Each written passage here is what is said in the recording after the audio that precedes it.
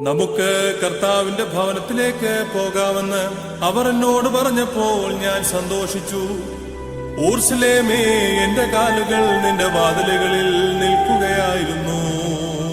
ആത്മച്ചിറകാൽ പാറും സോദരനെ ചേർക്കുക നാഥാ, നിൻ ശ്രീവാചിറകിൽ അത്യുന്നതനാം മണവാളാസ്തുതിയും ദൈവം ചൊല്ലി സ്തുതി പാടും നിങ്ങൾ. രാജപുത്രി മഹത്വത്തോടെ നിലകൊണ്ടു. പള്ളി കരഞ്ഞു, മദ്ബഹാ ദുഃഖിച്ചു, നിൻ ശിഷ്യന്മാർ വ്യസനത്തിൽ മുഴുകി. അത്യുന്നതനാം മണവാളാസ്തുതിയും ദൈവം ചൊല്ലി സ്തുതി പാടും നിങ്ങൾ.